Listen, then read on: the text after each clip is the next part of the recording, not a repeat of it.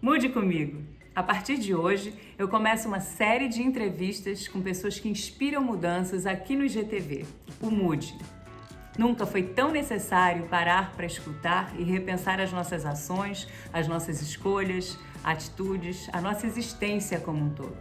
E o convidado de hoje é um visionário que vai falar sobre moda consciente e economia afetiva. Meu grande amigo Jackson Araújo. Porque sempre que eu penso em moda e numa moda mais consciente, é um dos primeiros nomes que me vem à cabeça. O Jackson fala sobre uma moda consciente desde 2012, quando poucas pessoas falavam sobre isso. Ele é consultor criativo e de tendências e diretor do projeto Trama Afetiva, que reúne profissionais super criativos para repensar o consumo de moda e os padrões sociais existentes. Então, sempre que eu penso numa moda mais humana, mais de verdade e real, é no Jackson que eu penso. Ele é o nosso primeiro convidado do Mude, super inspirador e um grande nome quando se fala de economia afetiva aqui no Brasil. Jackson, já fiz uma apresentação, falei do Trama Afetiva, falei de que quando eu penso numa moda mais consciente, eu penso em ti. Então, queria te agradecer por tu teres topado entrar nessa viagem de mudanças de conhecimento comigo. Tá bom? Obrigado pelo convite, é um prazer. Eu lembro da primeira vez que eu dei entrevista para você na MTV, foi inesquecível.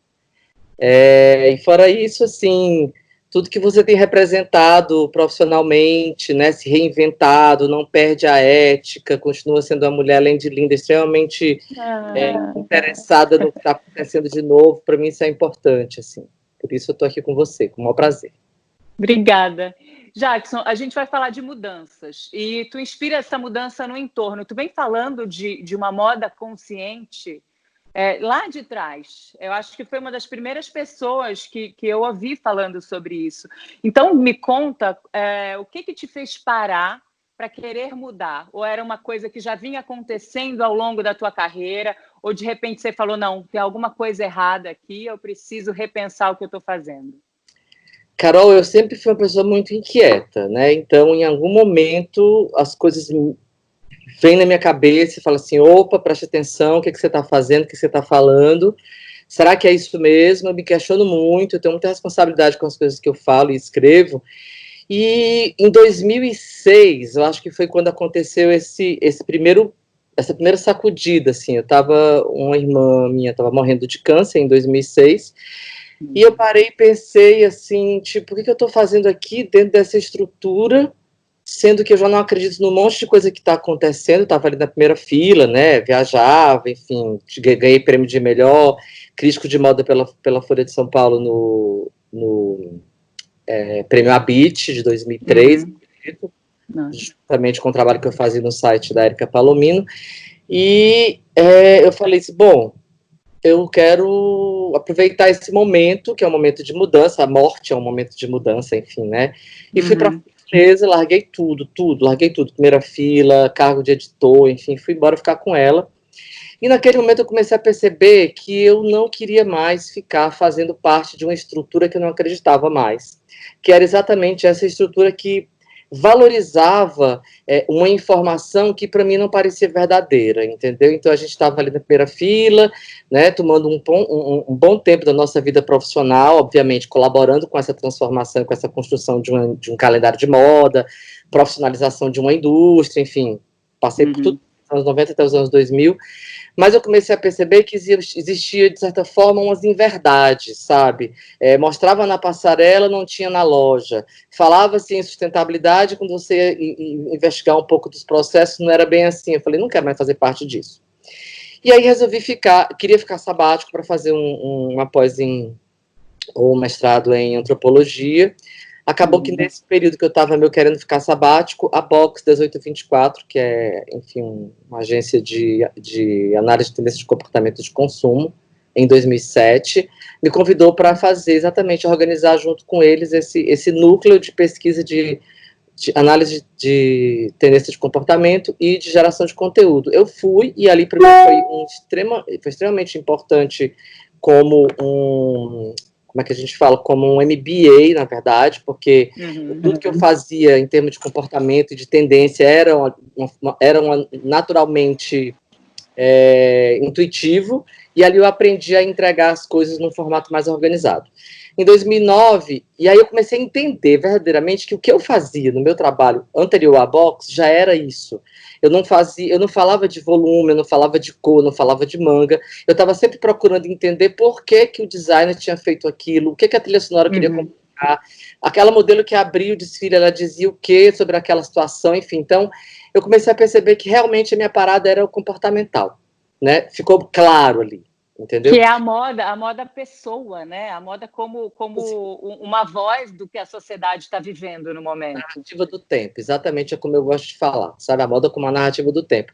E eu comecei a entender que eu não fazia mais parte daquela situação e eu queria fazer parte de outra coisa, que era exatamente investir nessa ideia de pesquisar, de estudar, de analisar, de ver como o comportamento muda e que tipo de narrativa se constrói a partir dessa mudança de comportamento.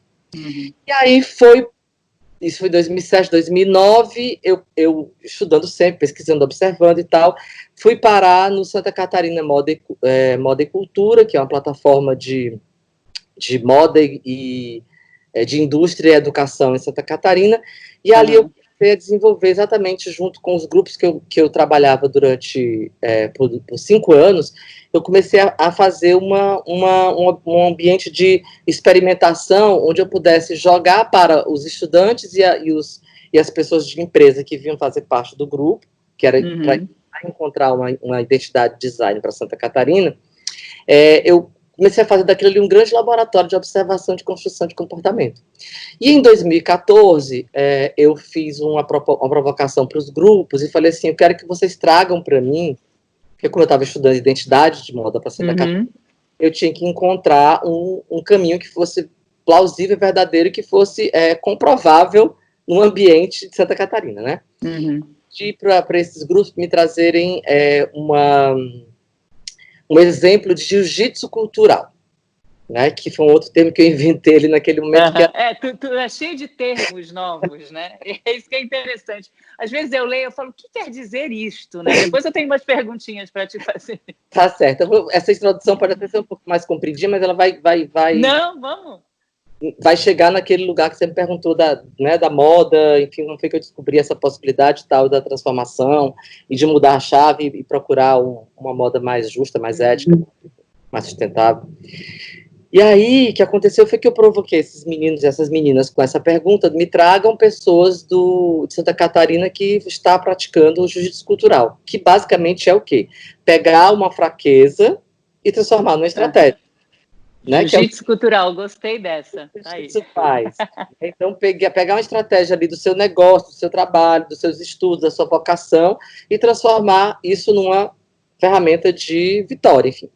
E aí um grupo me trouxe um garoto, um rapaz que se chama Jairo Lumertz, que é um surfista que tem uma ONG lá em Garopaba, que estava fazendo um trabalho que, para mim, foi tipo um divisor de águas. Na hora que eu vi aquilo, eu falei assim, gente, isso significa uma mudança gigantesca de comportamento, que eu preciso focar meu olhar nisso. O que ele fazia?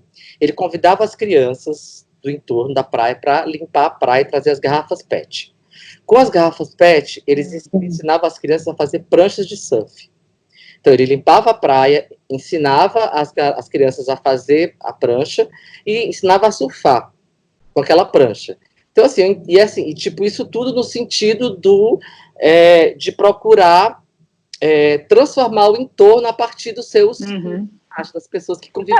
O poder que ele tinha era esse, né? E aí ele trocou junto com essas crianças, né? Essa troca que a gente faz com a sociedade é o crescimento, né? Isso, totalmente. Uma busca de interação do coletivo para a transformação do meio ambiente a partir do coletivo. Aí eu falei assim, tem uma coisa diferente aí que está acontecendo e que eu acho que eu vou poder encontrar uma linha de estudo para desembocar em algum lugar que eu não sei qual é, assim, né? E aí o que aconteceu foi que eu resolvi batizar isso de economia afetiva, né? Que era a ideia de que a gente construía uma transformação no coletivo a partir afetar. Quando a gente fala de economia afetiva, todo mundo pensa assim, imediatamente, é o coraçãozinho, é o amor, é uma coisa fofa e tal, e não era isso que eu estava querendo propor. O que eu estava querendo propor era o afeto no sentido, eu te afeto, tu afeta o próximo, e a gente se afeta todo mundo junto, e a gente consegue transformar o meio ambiente, criando essas zonas de, o que eu chamo virulência positiva, né? Você vai contagiando grupos com aquela tua ideia, e aí você vai construindo uma transformação a partir desses pequenos coletivos e você consegue fazer a coisa funcionar de uma forma maior. E foi assim que eu comecei a entender que isso podia ser aplicável dentro da moda, que é a indústria que eu trabalho, enfim, desde que eu me formei na faculdade, em 1990. Meu primeiro texto publicado foi sobre moda, enfim, então tudo que eu vinha estudando como construção de uma indústria, que estava me deixando muito angustiado, porque eu não acreditava mais nem nos formatos, nem nos processos, começou a fazer sentido a partir desse lugar da economia afetiva, entendeu? Tipo assim, como é que a gente pode juntar o coletivo a partir de uma ideia de horizontalidade, né? Porque a moda sempre foi muito autocrática, ela diz o que é certo e o que é errado. A pirâmide, né? Exatamente, o corpo é esse, a cor é essa, o cabelo é essa, a beleza é essa, enfim. E eu falei assim, não, acho que a gente tem que abrir essa discussão para um ambiente horizontal e tentar incorporar todas as diferenças que existem dentro desse universo, né, que é o que a gente chama de diversidade, enfim. E a partir disso eu fui estudando e desenvolvendo metodologias de trabalho e de construção no coletivo que tem me feito acreditar que eu estou no caminho certo.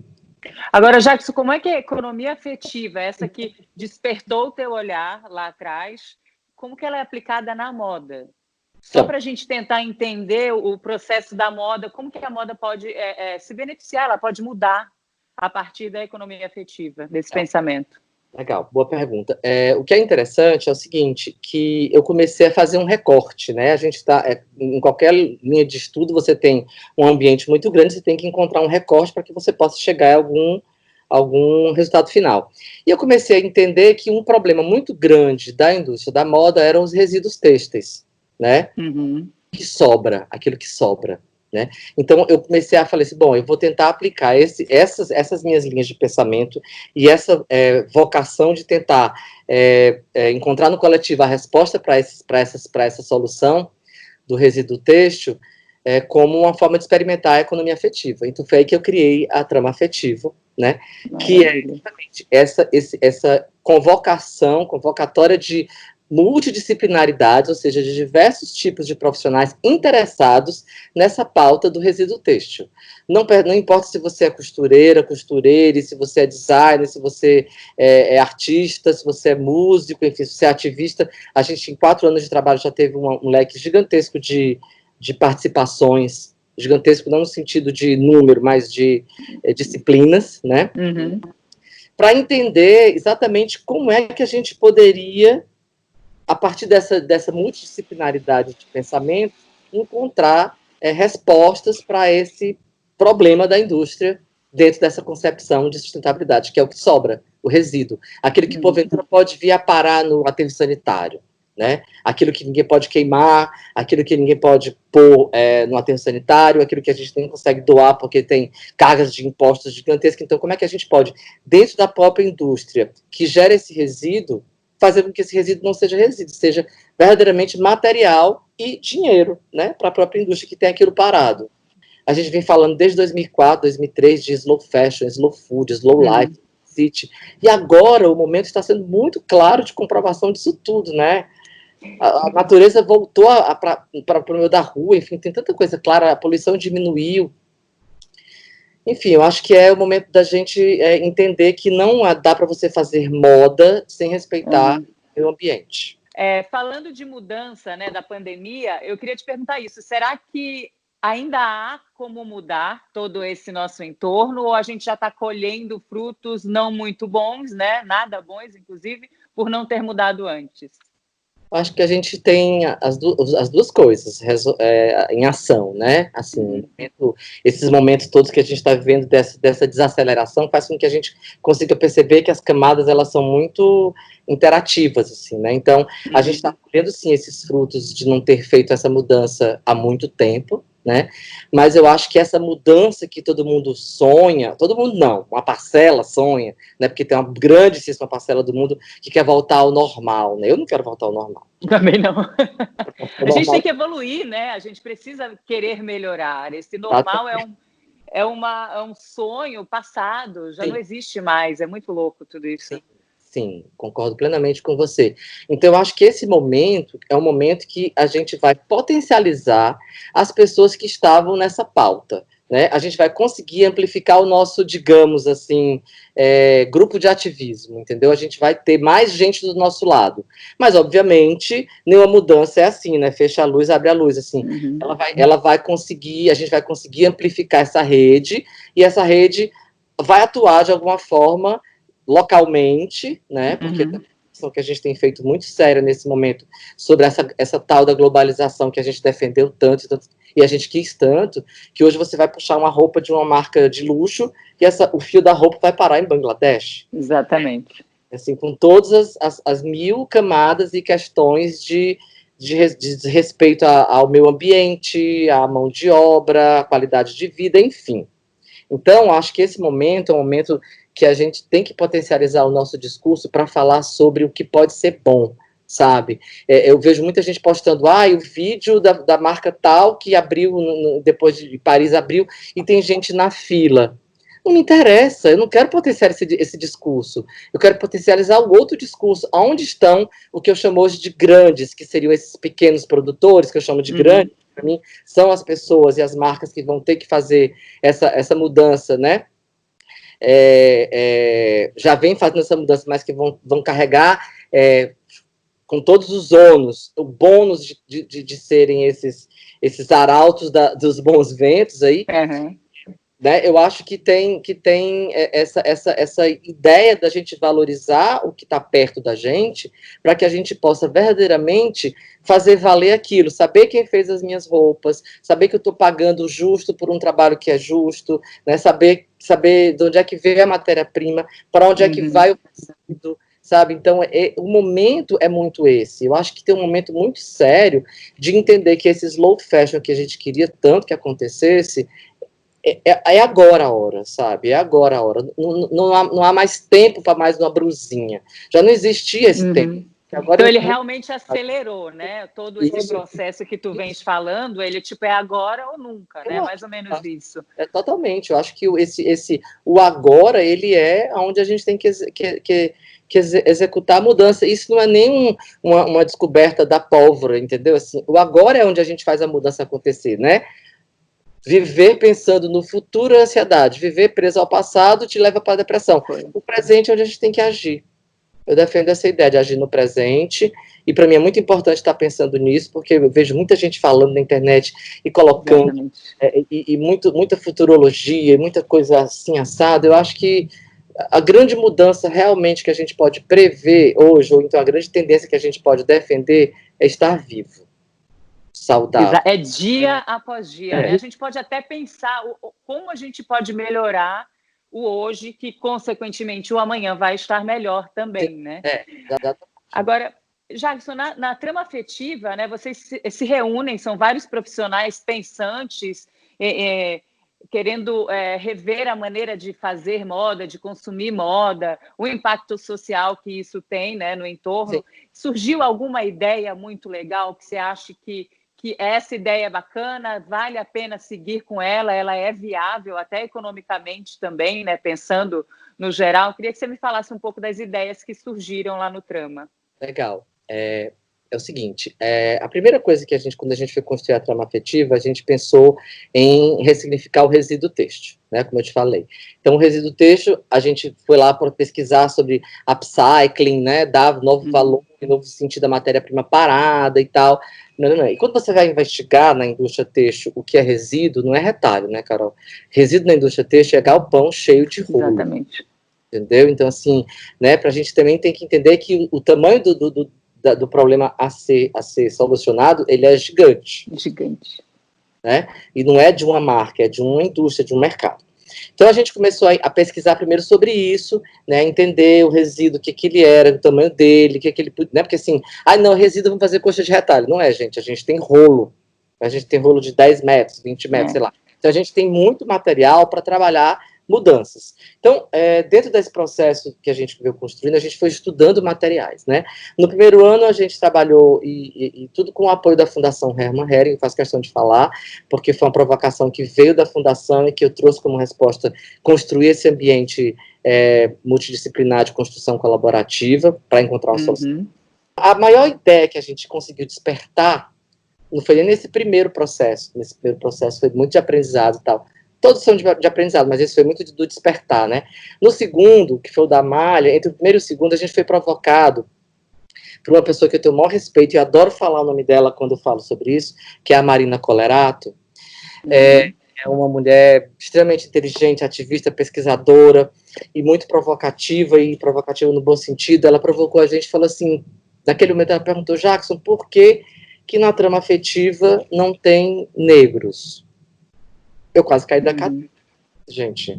Nunca me passou pela cabeça, né, como a minha cegueira, né, enfim, do racismo estrutural, não me fez pensar sobre esse assunto. Então, ali naquele momento, a gente começou a entender que a gente precisava amplificar a ideia de resíduo, não para o resíduo texto, mas esse resíduo de corpo político, resíduo de discurso, resíduo de resistência, resíduo de ativismo. Então, esse foi o grande aprendizado da trama afetiva, sabe? Acho que a grande solução não está nem na construção do produto, sabe? Mas na construção, inclusive, de discutir se mais um produto é necessário. O que a gente precisa fazer realmente é cuidar das pessoas, né? Então, que a gente criou um pensamento, que tem até um filtrinho dos stories do Instagram, que é assim, a moda não é mais sobre roupas, a moda é sobre pessoas.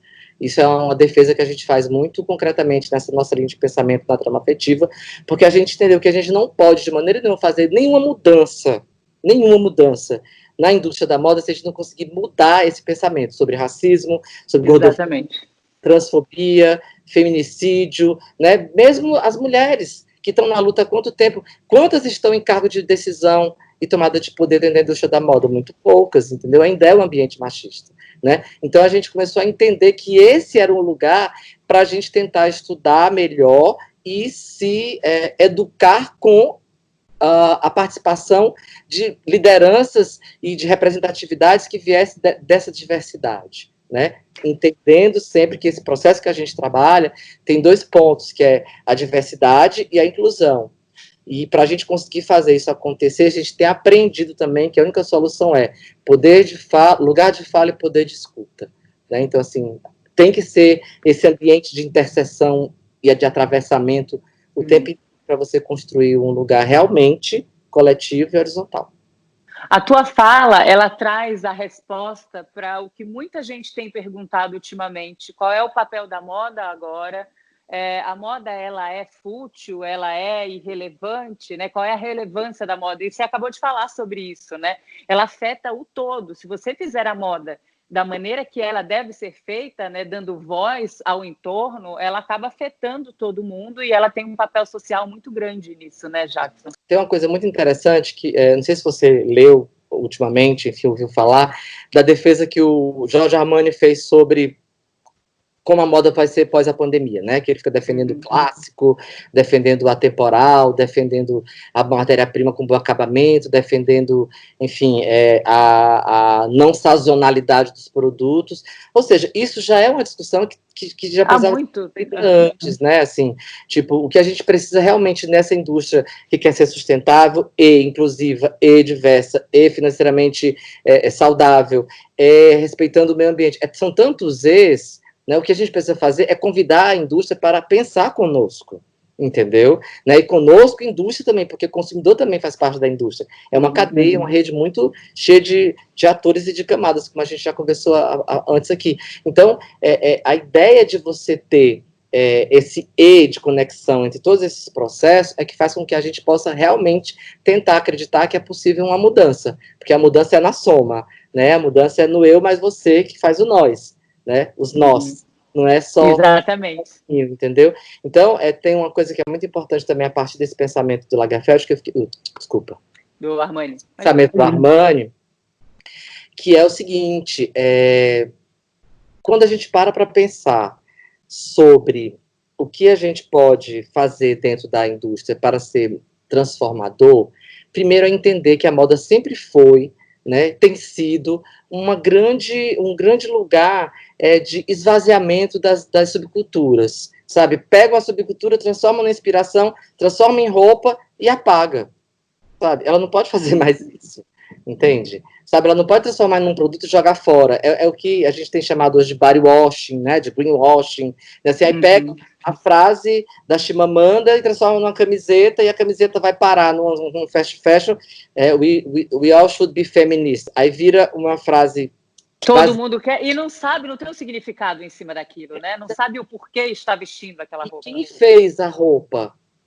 Foi uma mulher que estava em qualidade de trabalho. A indústria que trabalha com ela sabe se ela sofre violência doméstica, sabe? Então, é uma responsabilidade muito grande para que essa mudança aconteça verdadeiramente. São muitas camadas. Então, eu acho que uma das principais mudanças que a gente tem que entender o que a moda precisa fazer é parar exatamente de esvaziar discursos de subculturas ao invés de dar força para que eles continuem existindo. Entende? Então, qual é a grande dificuldade da moda hoje, quando eu penso, Carol, assim? Porque ela vinha sempre fazendo isso, né? Pega um novo comportamento e transforma num... E esse novo comportamento, ele é uma tendencinha, né? Essas tendencinhas lançadas pela moda, entre aspas, que não é a moda propriamente dita. A moda é ser feminista, vamos todos usar a camisa. A moda é ser contra tal coisa, e todo mundo entra nessa onda sem saber o porquê de estar ali, sem pensar de verdade. Que eu digo que eles leem só a chamada, não leem a matéria completa, né? Sim, essa é a grande ferramenta que a moda sempre utilizou para vender, né? Eu tenho um amigo que fala uma frase muito maravilhosa, ele fala assim que a moda é a filha mais queridinha do capitalismo, né? Porque ela tem passabilidade, entendeu? Ela transforma tudo numa coisa muito bonita e desejável, e você não tem força para discutir o que está acontecendo por trás daquilo tudo. E tem uma coisa que é interessante para a gente refletir, que é o seguinte: quando você para e pensa sobre qual é o grande comportamento hoje verdadeiramente transformador, né? Que é exatamente esse comportamento da sustentabilidade. Aí você, né, da sustentabilidade no sentido de você se autoconhecer como um personagem que pode fazer a transformação. Essa é a grande mudança, esse é o grande comportamento, né? Que agora, inclusive, foi super potencializado por conta desse lockdown, desse isolamento e tudo mais. Exatamente. Pensa, o que é que potencializa essa discussão? O que nem potencializa, o que dá verdade a esse tipo de comportamento? Yoga, xamanismo, astrologia, alimentação saudável, psicanálise, todos esses lugares que te colocam dentro do autoconhecimento. Aí o que acontece quando você pratica o autoconhecimento? Mais você quer ser e menos você quer ter. Como é que a moda vai lidar com essa mudança? Então, eu te pergunto, você já chegou a essa, não uma conclusão, porque ninguém tem a resposta de tudo, mas você já parou para pensar nisso? E a economia, né, e as pessoas que vivem dessa moda, dessa venda, como é que sobrevivem? Porque, sim, é muito bonito levantar esses questionamentos, mas e aí, o outro lado? O capitalismo sobrevive em cima disso? Não, né? Então, já inventaram uma palavra que se chama capitalismo consciente, né, que talvez possa vir a ser uma transição entre o que era feito e o que a gente quer fazer, né, que é tentar construir dentro desse modo operandi, esse modo de que é desde a Revolução Industrial, faz 200 anos que a gente pratica a mesma coisa, né, tirando, sem colocar nada de volta. Então, talvez essa transição que estão chamando aí de capitalismo consciente, que preza o coletivo, ou que preza o pequeno produtor, enfim, que respeita o meio ambiente, que recicla a matéria-prima, seja essa interseção, né? A grande mudança não vai acontecer nos pequenos. Os pequenos já mudaram. Quem vai ter que potencializar essa mudança é a indústria, entendeu? Essa indústria que não fez nada quando o petróleo vazou no Nordeste, amiga. Entende? O petróleo que é a base da indústria de moda. O petróleo está no plástico, na etiqueta, no elástico, no tecido, no avião, no caminhão, no carro, em todo canto. Alguém da indústria da moda se mexeu para ir lutar, para limpar o oceano? Ninguém. Olha aquela coisa, é a transparência, né? Eu acho que se isso tivesse sido mostrado, as pessoas teriam se mexido. É muito louco tudo isso, e falta transparência na etiqueta, para saber do imposto, da onde veio, quem fez, quem vai. Eu acho que essa transparência ela veio para ficar, né? As pessoas estão começando a entender que precisam ser claras no que elas estão vendendo, né, para o consumidor. Totalmente. Eu sei que eu vou pagar 400 conto por uma bolsa, mas eu sei que essa bolsa tirou 200 mulheres de zona de vulnerabilidade social, né, que elas pararam de ser dona de casa e passaram a ser dona da casa, que elas têm hoje uma conta num banco que trabalha com Bitcoin, que pratica rastreabilidade do produto né, da linha de produção. Isso, para mim, é essa transparência radical que você fala. Já tem gente praticando nos pequenos, né? Esse exemplo que eu acabei de te dar, o da Catarina Mina, que é lá no sertão do Ceará, entendeu? Então, assim, existem possibilidades inspiradoras já postas. As ferramentas estão todas postas. Existe na USP um estudo, se eu não estiver errado, mas acho que é na USP mesmo, existe um estudo muito grande do plástico de mandioca, eu acho, né, que esse plástico que é absorvido e tudo mais. Por que se a indústria quisesse realmente fazer uma mudança, amiga, vamos falar assim, não, todo mundo da indústria vai para o plástico de mandioca agora, junto como um coletivo. Vrum. Olha a mudança que você ia fazer no mundo. Olha o exemplo que você ia dar para a indústria global, entende? Porque é um pouco inadmissível você pensar que em 2020 é que o mercado de luxo começa a falar sobre, empatia, e 2, sobre... como é que a gente fala isso? A história do carbono. Faltou a palavra. A emissão do carbono. De você fazer as pegadas, né? As marcas que você deixa. Você fazer essa compensação, né? A compensação do carbono. Agora, em 2020... Eu me lembro que eu trabalhava na Box em 2007, a gente já compensava todo o carbono que a gente usava em 2007. E era uma empresa desse tamanho, entendeu? Comparado com esse mercado gigantesco de luxo, sabe? Aí parece que é muito fácil você agora... Não, a gente faz um desfile incrível, bota um monte de árvores gigantescas, maravilhosas, que vão ser doadas do cenário para o entorno de Paris, e aí coloca todas as modelos na parcela com as trancinhas da Greta. Oi, mais uma vez, o que é que está fazendo? Puxando uma iconografia da subcultura, que é o que eu tenho chamado de geração G, né? Que é essa geração que já nasce nessa transformação, nesse ativismo natural de emergência climática, de mudar o mundo, e tentando justificar uma mudança que não foi feita antes por eles, que é quem move a grande grana do planeta dentro da indústria. Isso acaba sendo mais perigoso, né? Você se apropriar de uma fala extremamente necessária da Greta, da indústria, né, de vocês, por exemplo, tentando avisar da necessidade de mudança, e aí alguém vai lá, que tem nome, se apropria daquela história, e aí vira uma modinha novamente, né? Vazio, desculpa, exatamente. Esse é o grande perigo. Isso que a gente não pode mais deixar acontecer, sabe? É por isso que eu digo, não quero dar voz à fila de pessoas que saíram carentes, desesperadas para comprar XYZ. Essas pessoas vão continuar existindo. Eu quero dar voz para outras pessoas que estão questionando, que estão tentando mudar a linha de pensamento de quem se interessa por algum tipo de criatividade, de criação. Eu não gosto mais de falar, eu tô com crise de palavras, sabe? Trabalho, marca. Eu estou num momento muito difícil. Eu já tenho tentado não falar mais criatividade, sabe? Eu tenho falado imaginação. Sabe, que eu acho que a criatividade também virou um lugar de status quo neoliberal de produto, sabe assim, a criatividade virou um produto. Estou te entendendo. Não tinha parado para pensar isso, mas eu começo a te entender. Tem que fazer o dicionário Jackson. E aí eu comecei a pensar sobre esse lado da imaginação, que é o lugar onde está a arte, cara, sabe? A arte é que vai conseguir fazer com que a gente seja esse agente de transformador mais purificado, digamos assim, entendeu? Então, a moda vai precisar recuperar isso, né? Então, assim, a moda precisa realmente valorizar esses criadores, os grandes que são pequenos e os grandes que já são grandes, mas dentro dessa construção de que não se faz mais em série, em quantidade gigantesca, entendeu? Essa ideia do ateliê, da volta para o ateliê, ela é muito potente, Carol, sabe?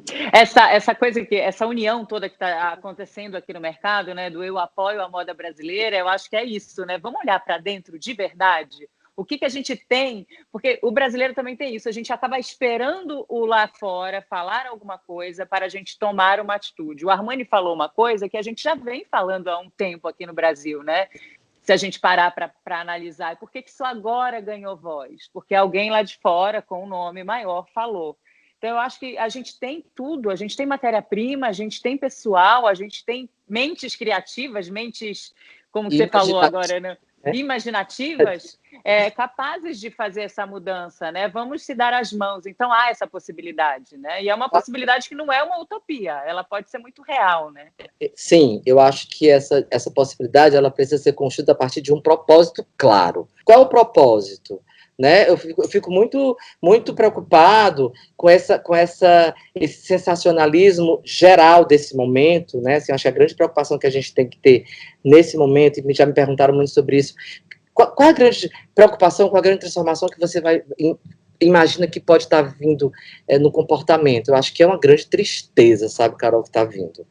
Eu acho que existe esse isolamento, está colocando você muito, né, diante do seu melhor e do seu pior. Entendeu? Então, nesse momento, a gente tem que fortalecer essa coisa de dar a mão que você falou. Ela é extremamente importante, mas ela tem que ter um propósito de cura, sabe? Quando a gente fala de preocupação com o meio ambiente, com a natureza, é para a gente parar de olhar a natureza como uma paisagem, que é uma construção feita a partir do olhar do homem. A paisagem é um lugar que você recorta natureza dentro do horizonte da praia, né? Enfim, da câmera fotográfica, você fala assim, isso é do que você consegue visualizar, né? O seu pequeno ângulo, né, de visão. Esse frame. A gente é natureza. A gente tem que parar de imaginar que a gente está só sendo observador. Enquanto a gente ficar sendo só observador, essa cura não vai acontecer. Entende? Então, essa convocatória, quando eu falo do propósito, é que ela tem que ser uma convocatória que tem que ter um resultado final muito claro e objetivo. A gente quer construir o quê? A gente quer construir, a gente quer fortalecer indústria nacional. Que indústria nacional?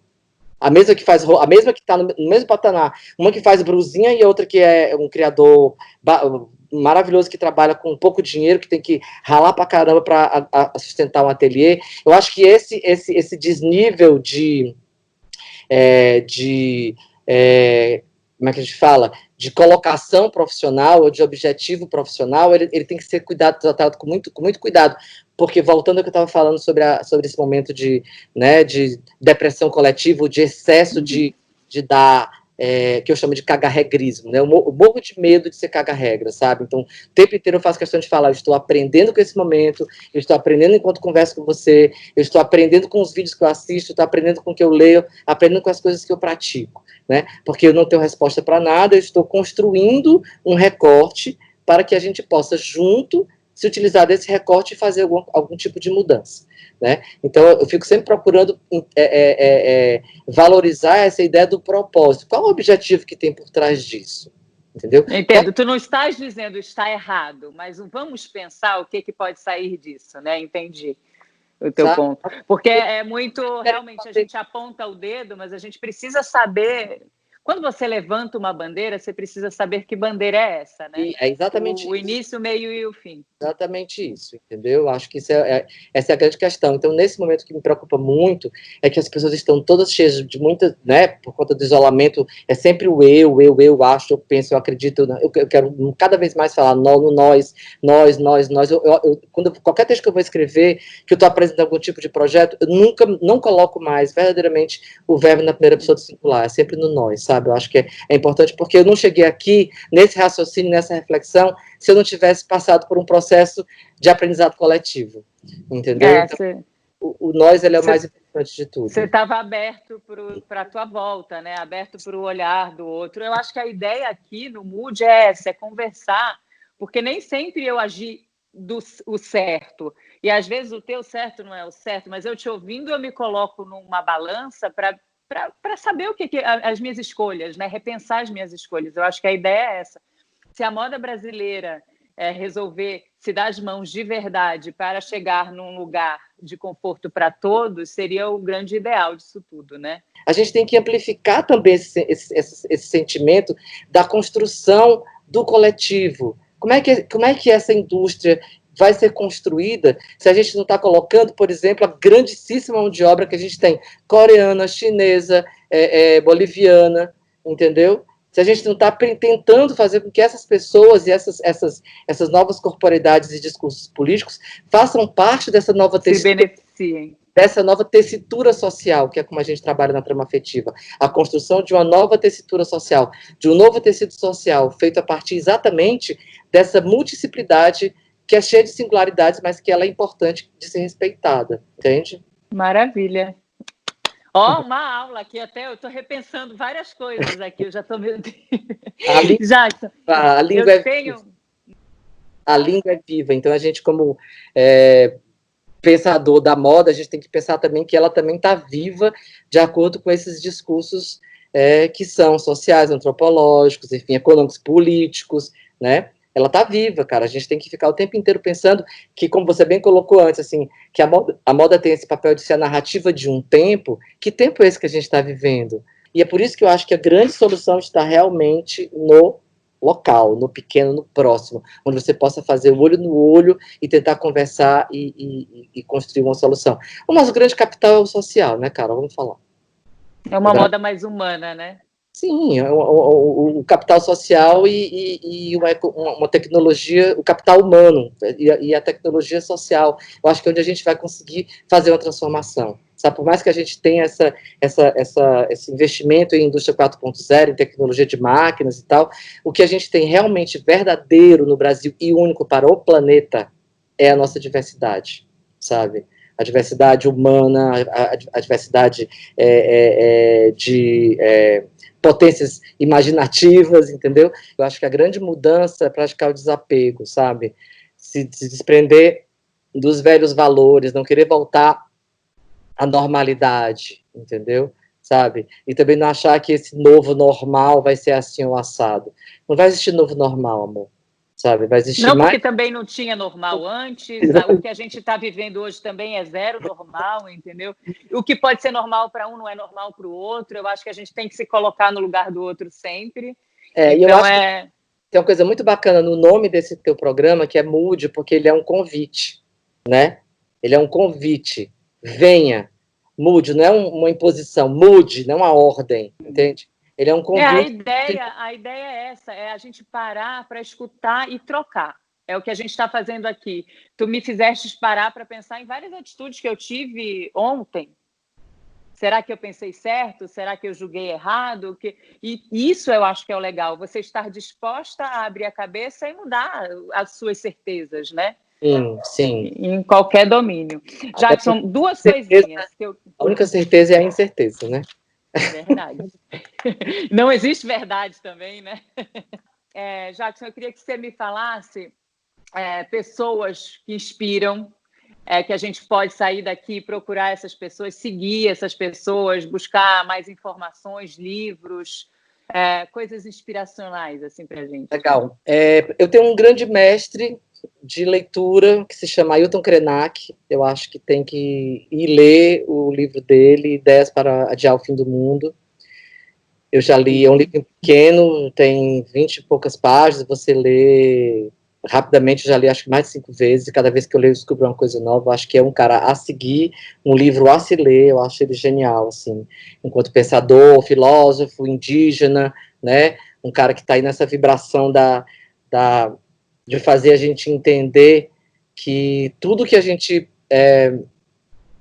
o lugar da transformação, o lugar da mudança vai ser quando a gente parar de desprezar, quando a gente parar de tirar da frente da gente o que ele chama de subhumanidades, né? Aquilo que a gente acha que não tem valor. Né? E subhumanidades ele coloca muito bem, não é somente o corpo indígena, o corpo quilombola, mas também a baleia que você mata para tirar a gordura, o tubarão que você mata para arrancar a barbatana, enfim, tudo essas potências vitais que a gente vai jogando, né, tirando da frente do caminho, deixando na beira do caminho, à margem, no único objetivo de dar certo, e esse dar certo não vai ser nunca possível se a gente não fizer isso com todas essas humanidades juntas, né? Eu acho que o Ailton Krenak, ele é brilhante. Você quer mais de um, assim, Marina Colerato, procurar ela no Instagram e assinar a newsletter do modifica.com, que é o site dela, que é todo dia uma discussão maravilhosa sobre sustentabilidade, novas formas de diálogo, capitalismo, enfim, gênia. Recomendo bastante. Maravilha. Acho que esses dois estão bons para a gente começar. Além de ti, lógico, né? E Jackson fala, mudar o que é mudar para ti? Um ato de coragem. Eu acho que é isso. Assim, Muita coragem, né? Eu estou nesse processo, que a gente tem essa coragem, porque é necessária, né? As mudanças são necessárias. Porque senão... é engraçado porque, assim, a gente evita o medo. O medo é um afeto, e o medo é um afeto que constrói força. Pode construir força, né? Enfim, cada pessoa, cada fragilidade tem um tamanho, uma potencialidade. Mas a gente fica assim, eu tenho medo de mudar de casa, eu tenho medo de mudar de função, eu tenho medo de mudar a cor do cabelo, eu tenho medo de cortar o cabelo, enfim. Medos que a gente constrói. O medo de mudar ele paralisa, né? E se ele paralisa, não existe a evolução. Então eu acho que a gente tem que ter coragem. Tem a frase, acho que de Guimarães Rosa, não sei de quem é, que fala, tudo que a vida quer da gente é coragem, né? Olha aí. E se tu tiveres que escolher uma coisa para a gente mudar agora, para que realmente cause um impacto benéfico para todos nós, o que seria isso? Que mudança seria essa? Parar de acreditar em pessoas que começam suas frases com a palavra eu. Essa é uma frase do Edgar, do Novíssimo Edgar, um rapper que para mim é uma grande inspiração de vida e de poesia. E ele fala, tem uma música dele que fala: eu não acredito em quem começa as suas frases com a palavra eu. Eu acho que a gente tem que parar de falar do eu e falar do nós. Maravilha. Então, nós todos aqui te assistindo, eu tenho certeza que tem muita coisa que a gente vai repensar e vai passar dias e dias com a cabeça assim a mil, porque tem muita informação e informação boa, informação do bem. Obrigada por ter topado essa viagem comigo, viu? Eu que agradeço e pode contar comigo para quando você precisar. É sempre bom. A mudança acontece na conversa, né? No diálogo. Certeza. Lugar de fala, poder de escuta. Lugar de fala, poder de escuta. É assim que a gente vai conseguir fazer a mudança. Eu já saio dessa conversa com outras certezas que amanhã não serão mais as minhas certezas, entendeu? E assim vai. Eu espero que sim, eu também. Falei coisas que eu acho que eu nunca tinha falado antes, meu Deus. Obrigada, meu amor. Eu que agradeço, Carol.